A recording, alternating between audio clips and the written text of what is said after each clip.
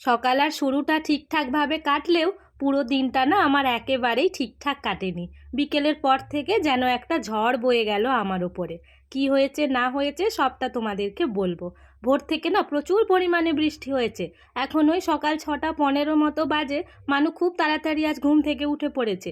উঠেই বায়না তার দাদুকে সাইকেল নিয়ে তাকে রাস্তায় রাস্তায় ঘোরাতে হবে। কয়েকদিন আগেই মানুর জন্য এই সাইকেলটা কিনে আনলাম না, এখন দুজনে বেরিয়েছে সাইকেল চালাতে। আর এই ভিডিওটা না 21শে মে, মানে অনেক দিনের পুরানো ভিডিও। ভেবেছিলাম পোস্ট করব না। আর এর পেছনে কারণগুলো কি সবটা তোমাদেরকে বলছি, দাঁড়াও। হাতে ঠেকা নিয়ে এখন যাচ্ছি ওপরে, একেবারে সেই 3 তলার ছাদে ফুল তুলতে। কি রোদ বেরিয়েছে আজকে, বাপরে! মনে হচ্ছে যেন বেলা 11টা বেজে গেছে। চলো। প্রতিদিন সকালবেলা আমার যেসব সংসারের কাজগুলো থাকে, আজকেও না ওই একই কাজই ছিল। স্নান করে ছাদে এসে ঠাকুরের জন্য ফুল তোলা আর পুজো দেওয়া, সেগুলো নিয়ে করছিলাম। কিন্তু ভোরবেলা জানো তো, বৃষ্টি হবার পরেও বেলা বাড়ার সাথে সাথে বেশ রোদ বেরিয়েছে। দুপুর পর্যন্ত সব ঠিকঠাক ছিল, কিন্তু সন্ধেবেলা আমার কাজের একেবারে 12টা বেজে গেল। কেন 12টা বেজে গেল তোমাদের সবটা বলছি। এই যে এই ভিডিওটা দেখছো, এটা হলো সন্ধে 7টার ভিডিও। এবারে তোমাদের ঘটনাটা বলি। 2021 সালে 22শে মে মানুর জন্ম হয়েছিল, আর বাংলার 7ই জ্যৈষ্ঠ। তবে আমরা না বাংলার দিনটাকে ধরি না, ইংরাজির দিনটাকেই ধরি, কেননা ওর বার্থ সার্টিফিকেটে 22শে মে যেহেতু দেয়া আছে তাই। আর অনেক দিন আগে থেকেই না আমার মা আর দিদিকে আমি ফোন করছি, যাতে ওই দিনটা আমাদের বাড়িতে ওরা সবাই আসে। তবে দুজনে কেউ বলল না যে আসবে বলে, কারণ প্রচুর নাকি কাজ দুজনের। আর তোমরা তো জানোই আমার বাবা মা দুজনেই চাষিবাসী মানুষ, সারা বছর চাষ লেগেই থাকে। তার ওপরে এখন আবার তিলের সিজন। এই তিলের সময় না অনেক বড় ঝামেলা থাকে। প্রত্যেক দিন তিরপলের ওপরে তিলকে বিছাতে হয়, তারপরে তিল ঝাড়া, সেগুলোকে মাঠে নিয়ে আসা, সে অনেক বড় কাণ্ড। সেই জন্য আমি আর খুব একটা জোর করিনি, ভাবলাম এখন নাই বা এলো, পরে কোনো এক সময় আসবে। হঠাৎ করে 21শে মে সন্ধেবেলা বোনের ফোন এলো, বলছে দিদি ভাই, মা, দিদি, বোনপো, বোনজি সবাই যাচ্ছে তোর বাড়ি। আমি বললাম মানুর জন্মদিন তো কালকে, আজকে কেন আসবে? বলছে না, মানুর জন্মদিন তো আজকেও, বাংলার যদি দিন ধরা হয় তাহলে তো আজকেই হবে। আমি বললাম ঠিক আছে, তাহলে আসুক, তুই তাহলে ফোনটা রেখে দে। আমি কি না বলবো বলো কাউকে আসতে? এবারে না আমার মাথার মধ্যে একটাই চিন্তা, যে বাড়িতে তো শুধু ভুসিমাল বাজার করা হয়েছে, কোনো রকম সবজি বাজার করা নেই, মাছ মাংস এগুলো কিচ্ছু কেনা নেই। আর বাবাও না বিকেলবেলা বাড়িতে ছিল না, ছোট্ট একটা কাজের জন্য একটুখানি বেরিয়েছিল। বাড়িতে আমরা তিনজন, আমি, মা আর মানু। এবারে আমরা তিনজনে মিলে কি করব বলো? তার ওপরে না আবার বাইরে ঝিমঝিম করে বৃষ্টিও পড়ছে। কার মাথাটা গরম হবে না বলো? আমি না শুধু এটাই ভাবছিলাম যে সকালবেলা কেন ফোন করে বললি না। সকালবেলা ফোনটা করে বলে দিলে তাহলে দুপুরবেলা ভাত খাবার পর আমি তাহলে ঘুমাতাম না, এই দিকের কাজটা অনেকটা সেরে রাখতাম। আর তার থেকেও বড় কথা, বাবাকে বলে হাট বাজারটা সেরে রাখতাম। এখন তো কিছুই করা যাবে না। ওই দিন যে ছোলাগুলো কিনে নিয়ে এসেছিলাম, কাবলি ছোলা, সেইগুলো গরম জলে ভিজিয়েছি। ওই 45 মিনিট আধা ঘন্টার মধ্যে ছোলা কি ভালো করে ভিজে বলো? যা হোক করে ভিজেছে, আমি ওটা দিয়েই তরকারি বানিয়ে নিয়েছি। আমি মনে মনে শুধু এটাই ভাবছিলাম, ওরা আসার আগে আমি যেন রান্নাঘর থেকে বেরিয়ে যেতে পারি। যেমনটা পারবো, যেভাবে পারবো সেরকম কাজ করে মোটামুটি এই রান্নাঘর থেকে ছুটি নিয়ে নেবো। কেননা থাকবে তো ওই সন্ধেবেলাটুকু, মানে এসেছে ধরো 8টা, সাড়ে 8টা বেজে গিয়েছে, আর বাড়ি চলে যাবে ওই ভোরবেলা ওই 6টার সময়। তাহলে আমার বাড়িতে কতটুকু সময় থাকবে বলো? সেই জন্য আমি ভাবছিলাম যে রান্নাঘর থেকে যদি আমি বেরিয়ে যেতে পারি, তাহলে একটু ওদের সঙ্গে মন খুলে দুটো কথা বলতে পারবো। দুদিকে দুটো হাঁড়ি চাপিয়ে দিয়েছি, একটাতে হচ্ছে পায়েস, আরেকটাতে হচ্ছে ফ্রায়েড রাইসের ওই চালটা। আমি না বেশিরভাগ সময়ই দেখেছি রান্নাবান্না করার সময় যত তাড়াহুড়ো করি, তত রান্নাবান্নাটা আমার খারাপ হয়ে যায়, কেন জানি না। আর কি করব বলো, তাড়াহুড়ো যদি না করি, এক্ষুনি তো এলো বলে। আমাকে না যদি হঠাৎ করে কেউ বলে যে আমি তোর বাড়ি যাচ্ছি এক্ষুনি, তখন কিন্তু আমার বড় রাগ হয়। কিন্তু আমাকে একটু যদি হাতে সময় দেয়, আমার তখন বেশ ভালো লাগে। মনে হয় যে যিনি আসবেন তার একটু আত্মীয়তা করার সুযোগ পাবো। কিন্তু এইসব কথা মাকে যখন বলবো, মা আমার ওপরেই রেগে যাবে, বলবে আমি কি তোর আত্মীয় নাকি? আমি তো তোর নিজের মানুষ, এরপরে কি বলবো বলো? বাইরে যদিও বৃষ্টি হচ্ছে, তবুও না রান্নাঘরটা কিন্তু বেশ গরম। আর এখানটাতে প্রায় ওই 1.5-2 ঘন্টার মতো ছুটে দৌড়ে কাজ করতে করতে না আমি একেবারে হাঁপিয়ে গিয়েছি। এই তাড়াহুড়োর চক্করেতে ভেবেছিলাম তো ভিডিওই বানাবো না। এমনিতে যে কাজটা আমার 30 মিনিটে হয়ে যায়, ওই কাজটাই যদি ভিডিও করি তাহলে ওই ক্যামেরা সেট করা, স্ট্যান্ড সেট করা, এই সব করতে করতে প্রায় ওই 40 মিনিট 45 মিনিটের মতো সময় লেগে যায়। আর হাতে তো একদমই সময় ছিল না, সেই জন্য খুব একটা বড় ভিডিও আমি বানাতে পারিনি। ওই রান্না করতে করতেই একটু আধটু যেটুকু পেরেছি ওইটুকুই ভিডিও বানিয়েছি। আর এখানে না পায়েসটাও আমার প্রায় হয়ে এসেছে। বাতাসা, চিনি যতটা প্রয়োজন অতটা দিয়ে হাঁড়িটা নামিয়ে নেবো। আর ওই দিকের জামটাতে অল্প একটু দুধ গরম করতে চাপিয়েছি। হঠাৎ করে মনে পড়লো আমার তো দুই মাই চিকেন অথবা মটন কিছুই খায় না, তাই ওনাদের জন্য অল্প করে একটু পনির বানাবো। বাড়িতেই বেশ কয়েকটা লেবু ছিল, লেবুর রসটা দেওয়ার সাথে সাথে খুব সুন্দর ছানা কেটে গিয়েছিল।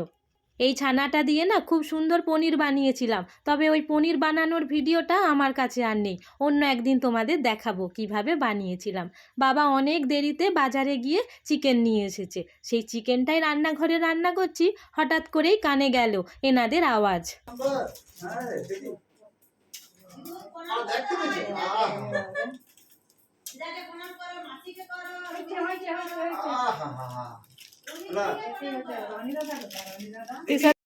সবাই মিলে এখানে গল্প গুজব করছে, আমার কি আর রান্নাঘরে মন বসে বলো। মোটামুটি রান্নার কাজটা সেরে একেবারে রান্নাঘরের লাইটটা বন্ধ করে রুমে চলে এসেছি। আর এই জামাটা না আমার দিদি এনেছে মানুর জন্য, আর এই যে এই জামাটা আমার মা এনেছে।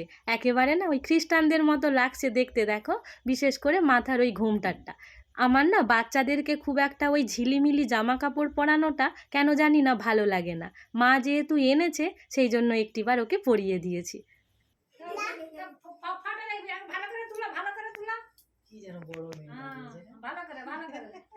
ক্যামেরাম্যান তো হাতে ফোন নিয়ে একেবারে রেডি মানুর ছবি তুলবে, আর মানুকে দেখেছো মুখ দেখাবে না, পেছন ঘুরে দাঁড়িয়ে আছে। যা খুশি এখানে করুক, আমি আমার কাজটা করে নিই। দুয়ারেতে যে আমাদের টেবিলটা আছে ওর মধ্যে কেক, মোমবাতি এইগুলো খুব সুন্দর করে সাজিয়ে নিই, তারপর সবাই মিলে কেক কাটবো। মানুর অন্নপ্রাশনে আমার মা এই ছোট্ট বাটি চামচটা মানুকে দিয়েছিল, রূপোর এটা। আজকে এর মধ্যে পায়েস দিয়েছি, মিষ্টিও দেবো একটু পরে। মানুর জন্মদিনে শাড়ি পরবো বলে আলমারি থেকে একটা নতুন সুতোর শাড়ি বার করে রেখেছিলাম, কিন্তু এই ঝামেলার মধ্যে শাড়ি পরা তো দূরের কথা, হাতের সামনে যেই নাইটিটা পেয়েছি সেটাই পরে নিয়েছি। মানু যেদিনে হলো 2021 সালে 22শে মে, সেদিনে না প্রচণ্ড ঝড় বৃষ্টি হচ্ছিল। ওই সময় ইয়াস ঝড় এসেছিল না। আর আজকেও দেখো মানুর জন্মদিন, আজকেও না বাইরে হালকা ঝড় বৃষ্টি হচ্ছে, তার ওপরে আবার কারেন্ট নেই, লোডশেডিং। আমাদের ব্যাটারি আছে, কিন্তু ব্যাটারিতে না লাইটের জ্যোতি অতটা ভালো পাওয়া যায় না। আর আমার শ্বশুর মশাইয়ের কাজ দেখেছো কি সুন্দর আমার দরজার সামনে বেলুনগুলোকে ঝুলিয়ে দিয়েছে। আর মানুর ভালো নাম কিন্তু রোহিণী, আমার নাম মণি, আর আমার সাথে নাম মিলিয়ে মানুর নাম রেখেছি রোহিণী। আর নামটা কীরকম হয়েছে তোমরা কিন্তু আমাকে কমেন্টে জানিও। এবারে চলো সবাই মিলে মানুর জন্মদিন সেলিব্রেট করি, আর ওকে সবাই মিলে হ্যাপি বার্থডে বলি।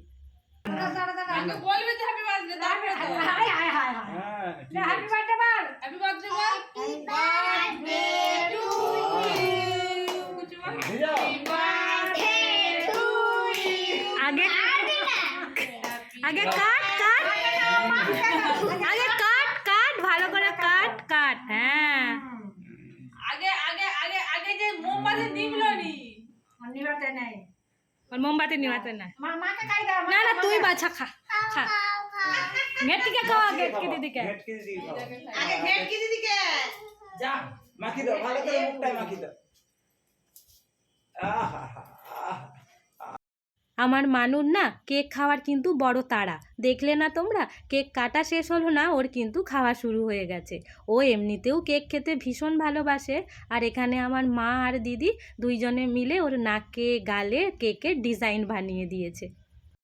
কেকটার টেস্ট অতটা বেশি ভালো ছিল না, তবুও আমরা সবাই মিলে খেয়ে শেষ করে দিয়েছি। আর রাত্রিও দেখতে দেখতে অনেক হলো, প্রায় ওই 10:30 পৌনে 11টার মতো বেজে গিয়েছে। তারপর আমরা সবাই মিলে রাতের খাবারটা খেয়ে নিয়েছি। আমি আজকে বানিয়েছিলাম পনির দিয়ে কাবলি ছোলা আলুর তরকারি, আর এই দূরেতে চিকেন রেখেছি, যেহেতু মা আর শাশুড়ি মা কেউই খাবেন না চিকেন, সেই জন্য। আর এদিকটাতে আছে পায়েসের হাঁড়ি। আমরা মেঝেতেই সবাই মিলে খেয়ে নিয়েছিলাম। দিদিকে বললাম আমার একটু ভিডিওটা করে দে, তাও আবার মোবাইলের লাইট জ্বেলে। বললাম না যে কারেন্ট নেই। কাজের একটু ঝামেলা ছিল ঠিক কথাই, একটু ছুটাছুটি, একটু তাড়াহুড়োতে সেরেছি।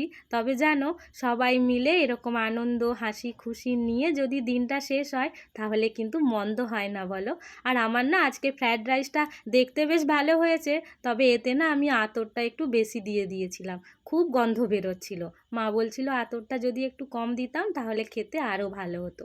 আমি তো এরকম ধরনের খাবার খুব একটা বেশি বানাই না, খুব কম বানাই, তবে আস্তে আস্তে ধীরে ধীরে সব শিখে যাব। সবার খাবার এখানে আমি বেড়ে দিয়েছি, আর আমার দিদি একে একে করে সবাইকে খাবার দিয়ে দিচ্ছে। আর সবার শেষে আমরা দুই বোনে খেতে বসেছি। আর এইভাবেই আমাদের দিনটা আজকে কাটলো। তোমরা সবাই মিলে আশীর্বাদ করো মানু যাতে আমার অনেক ভালো থাকে, সুস্থ থাকে, আর একজন বড় মনের মানুষ হয়। আর রাতের বেলা যখন আমি ঘুমোতে যাই, আমার না পায়েতে মাথা দিয়ে প্রণাম করছে। মানু আমার কত বড় হয়ে গেল। চলো আজকের মতো তাহলে টাটা।